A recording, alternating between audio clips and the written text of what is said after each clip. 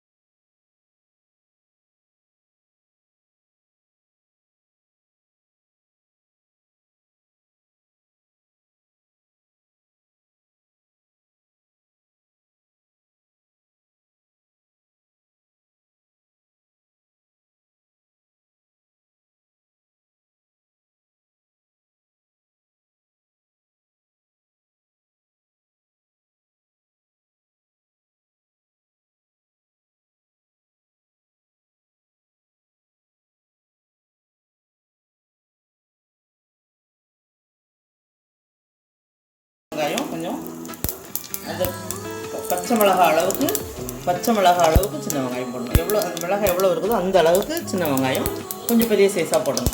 பெருசாக இருந்தால் மட்டும் 2 கட் பண்ணிக்கோங்க. இப்படி கட் பண்ணிக்கோங்க. இந்த மாதிரி சின்ன சைஸாக இருந்துச்சுன்னா அப்படியே போட்டுக்கலாம்.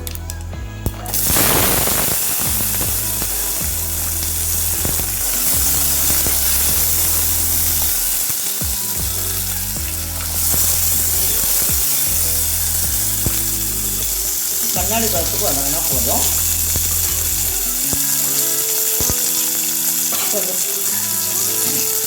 இப்போ வந்து இந்த பச்சை மிளகாவை வந்து இந்த மாதிரி கொஞ்சமாக உள்ளே இப்படி கொஞ்சம் இப்படி கீறிக்கோங்க. கீறிட்டு இந்த இதை மட்டும் எடுத்துருங்க. இப்படி கீறிட்டு இதை எடுத்துருங்க. இந்த மாதிரி அந்த தேங்காய் பால் அந்த புளி தண்ணியில் உள்ள காரம் எல்லாமே உள்ளே இறங்குறதுக்காக இந்த மாதிரி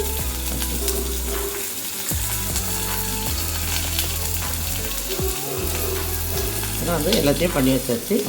இப்போ இது வந்து மிளகாவை போட்டுடலாம்.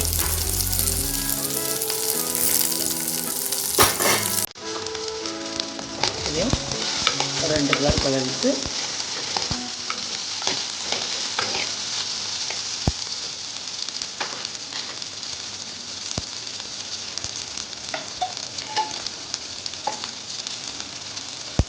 அந்த கரண்டி அளவுக்கு அந்த கரண்டி கொஞ்சம் மீடியமான கரண்டி குழிக்கரண்டி அந்த கரண்டிக்கு ஒன்று ஃபுல்லாக ஊற்றி புளி தண்ணி ஒரு நெல்லிக்காய் அளவுக்கு புளி இருக்கட்டும். இந்த புளி தண்ணியில் கொதிக்க ஆரம்பிச்சிச்சு. இப்போ தேவையான அளவு மஞ்சள் தூள் போட்டுக்கோங்க.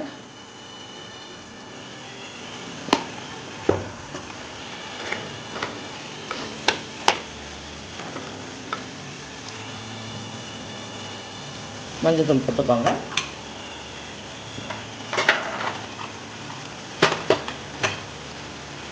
தேவையான அளவு உப்பு போட்டுக்கோங்க. நான் கல் உப்பு போடுறேன். பெரும்பாலும் கல் உப்பே போடுங்க. அல்லது ராக் சால்ட் வந்து இந்து உப்பு போட்டால் ரொம்ப ரொம்ப நல்லது. இதை வந்து கொஞ்சம் சிம்மில் வச்சு அப்படியே கொஞ்சம் மூடி வச்சிடலாம். ஓரளவு வெந்திருக்கும்.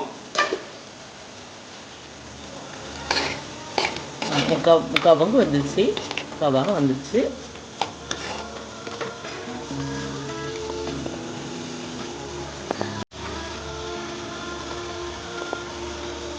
கால் டீஸ்பூன் பெருங்காயத்தூள் போட்டிருக்கேன். நீங்கள் உங்களுக்கு தேவைக்கு வாசனைக்கு தகுந்த மாதிரி போட்டுக்கோங்க.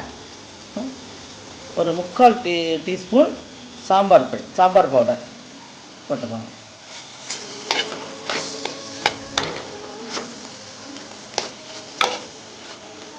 இப்போ நம்ம ஒரு டம்ளர் அளவு இருக்கும் தேங்காய் பால், கெட்டி பாலாக எடுத்துக்கணும். இதை ஃபுல்லாக ஊற்றிடணும்.